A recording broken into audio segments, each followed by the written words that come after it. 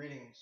Welcome to Mary's World. This is Tomasio, and tonight we are talking about Joel Wright and Franciscan University of Steubenville, and I will give everybody the latest information that I have.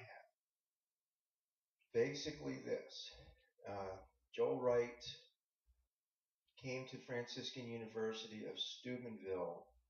According to his mother, he was looking to get into a seminary. Steubenville accepted him for their pre-theology program. Spent 2 years pre-theology, passed, recommended for the priesthood. From Franciscan through the Diocese of Steubenville into the Josephine Seminary. When he was at Franciscan, he advertised on Craigslist to pay people $150 to watch their children. Police report was filed. The Steubenville Police Department notified the university because this guy identified himself as a Franciscan University student. So Franciscan knew about this, and I guess they thought it was fine. One of their students is advertising to babysit.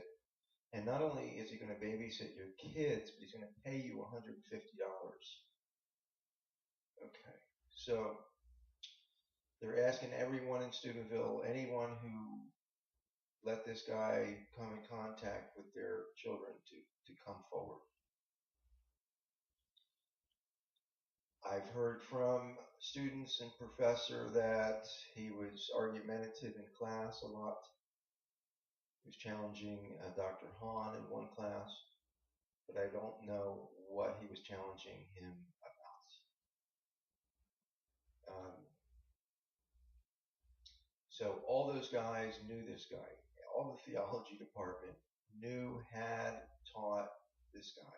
He had a spiritual director, confessor, he was in the program. So clearly this program is faulty. It's low level. It's very bad discernment, judgment happening in this program. So right there, boom, program shut down till we can find out what's going on with who in the world's going to pass this guy.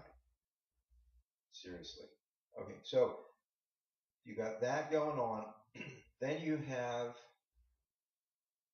once he graduates, sounds like in between the summer of his graduation and his entry into Josephinum, he takes a trip to Mexico to buy a baby. So he had to have been communicating with Mexico, some kind of a tour guide in Mexico who he contacted and said he wanted to buy a baby for sexual reasons. So this probably happened at Franciscan as well, okay, because by the time he made his contact and got his plane tickets, and you know what I'm saying, I think they said in July of that summer, that's when he actually went. So clearly, this is also saying this happened at Franciscan, in my opinion. Now, he heads to Mexico. The guy's like, no way he's giving him a baby, but he will take his money. So he takes his money, takes his computer, and Joel comes back without a baby. And he's mad, and he doesn't want to do business with this guy anymore.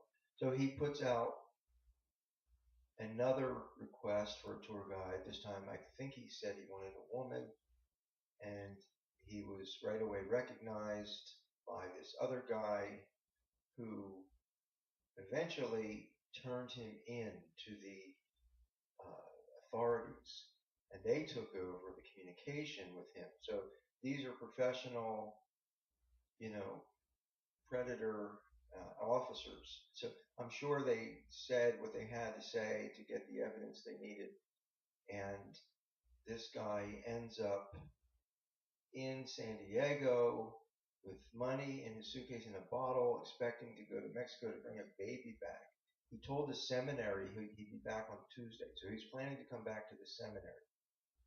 In the email correspondence, he said he came very close to, raping a baby, and he also said this would be something enjoyable, videotaping, things of that nature. This guy was clearly um, he was clearly the mentality of a 2-year-old. So, in other words, he wants to have sex with little babies, and he's got this great big. Well, he wasn't that. I mean, he's big. He's an adult. So he's got the mental. He's got. Let's put it this way. He has the capacity to um, see, to get inside the mind of a pedophile is extremely bizarre, But this guy gives the impression that this is something that he thinks is a good thing, that they're going to have lots of fun. So what I'm saying is the mentality in his head is the mentality of a 2-year-old, but he's much more sophisticated than a 2-year-old. Okay, he knows how to use a computer, for example. He knows how to communicate. He knows how to use money and spend money. And all right, so the big questions are this: was he getting money from someone to do this? And he was going to bring the baby back to a pedophile house? Or was he completely on his own?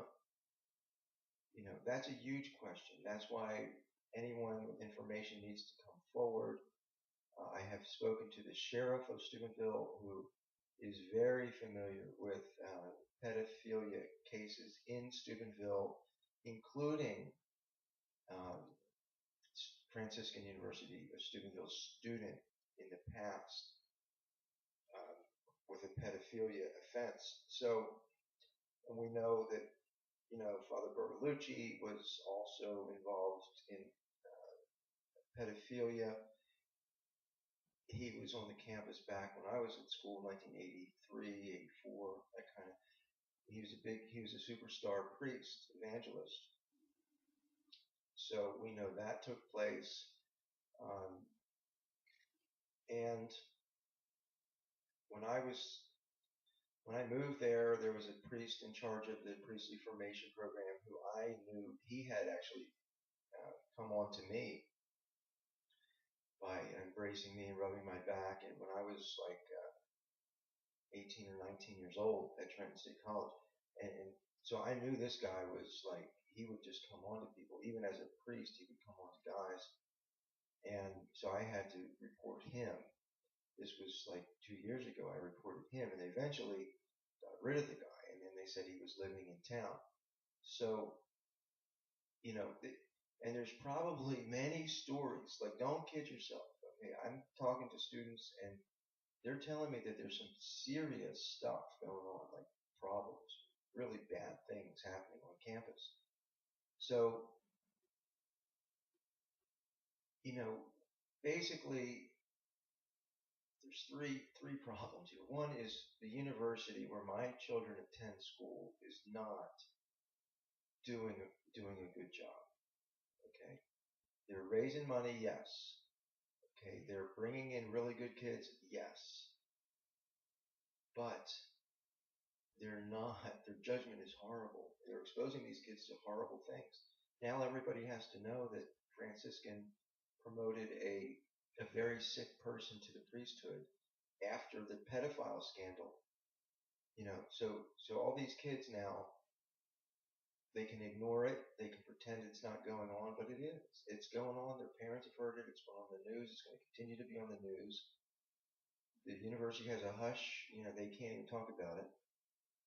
So now, Sheriff Abdallah from Steubenville, I've talked to him personally. He is very offended by the San Damiano cross. He can't even believe it's up there. He can't believe he's questioning whether it's pornography. He's saying this is what people will masturbate to this thing. I mean, this is the sheriff of Steubenville. He is sick. He is sick over this thing. He's a Catholic and he's sick. I'm sick over it. Okay. Now, all I'm trying to tell you is you can go back 1,200 years and try to come up with some kind of story. But the bottom line is, 1,200 years later, people look at that, they see a phallic symbol, and it's offensive. Okay? The majority, the 99%, see a phallic symbol and they're offended. It's the 1%ers who are so brainwashed that, even after they see it with their own eyes, they're not willing to do anything about it and they're willing to justify it. The sheriff is very upset. I'm telling you, the sheriff is very upset about this, and rightly so. So when you lift your hands up in the air, facing, moving your hands, like, I used to do it. And you're like, yeah, Jesus. And it's going right to that phallic. Okay? So who knows? Is that energizing some kind of portal for spirits? Why did this guy Joel get like energized at Steubenville? All of a sudden just doing horrible things like that nobody in their right mind would ever do. Nobody in a million years would try to pull that off. To go and buy a baby to bring back. I mean, this is, you know what I'm saying? I mean, if he would have just left it in his fantasy world, um, but he tried to pull this thing off. Wow. So where did he get that energy to pull something that stupid and ridiculous and horrible off? I mean, that's what I'm trying to tell you. Something energized him at Franciscan. And my guess is it was the worship of that San Damiano, the phallic symbol, and that there was a demon that came into him, or a bunch of them, who knows? So, what is the solution? The solution is take the cross down, one. It's too controversial, it's offensive to people, it's coming down, period. Put up something reverent, less controversial. That would be a big start. Lent, Ash Wednesday, repent. Anybody involved in those horrible decisions, including letting those kids on the bus, going through the state of emergency for the March for Life, all those kids, their lives were at risk. There is so much confusion. I talked to a student today. She said, oh, now they're not allowed to command, talk to the devil when they're praying over people. You know how Steubenville prays over people? That's their big thing, right? But no one's allowed to tell the devil to leave this person alone. No one's allowed to do that anymore. Okay, so there's so much confusion. It's so sad. It's very, very sad that this place, a one-time spiritual giant, has been reduced to ridicule and mockery. I would say that the professors at Franciscan clearly need to come out against what's going on. And if they get fired for it, they'll be forgiven. Okay? But the ones who are covering up, who are going along with this, it's sad. It's very, very sad. There's no integrity. You understand? There's no integrity. If you are not so offended and appalled that you pass this guy through to the seminary, I don't care if you're Dr. Bertzman, I don't care if you're Scott Hahn, okay, Shrek, Ashy, I don't care who you are. If you had something to do with this guy going to the seminary, you got to publicly repent. Seriously. You got to come clean because it's bad. It's very, very bad. All those priests in that formation program, Father Sheridan, all those guys, you gotta repent. Plain and simple. We're all sinners, okay? Including myself. But I didn't pass this guy on to the seminary. You know what I'm saying? That's on you guys. And people are upset. There's victims that came out to the diocese. Channel 10, Columbus has been covering this story. The local Fox has been covering it. And there were victims. People. This one lady said she was sexually abused by priests in the diocese of Steubenville. I heard her say it. Okay, so this is horrible.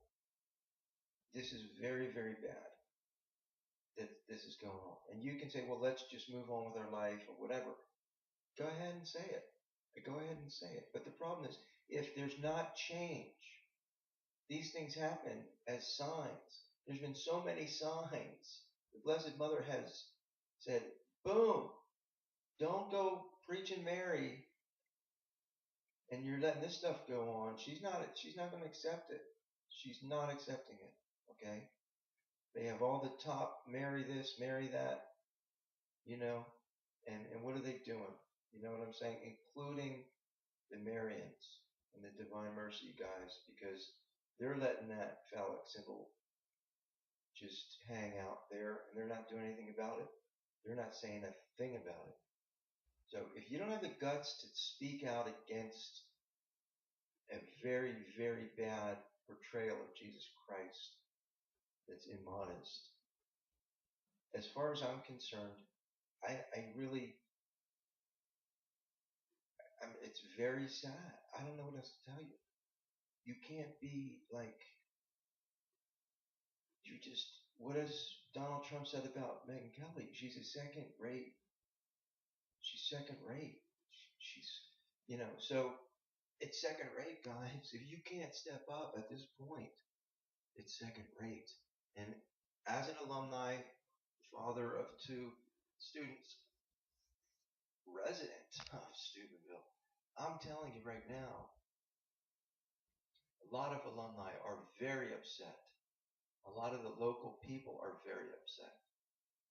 So you can live in your little bubble thinking that, oh, you're going to get away with this too. No, Mike Hernon, you got to make a statement. All these guys have got to come clean. You're telling everybody to give all this money to the university, and yet, you're not being honest. You're not being honest with them. And that's my biggest problem, is that you're not being honest. So it's Lent. It's time to repent. Let's all repent, but let's make things right. Okay? Let's make Franciscan great again. Can we do that?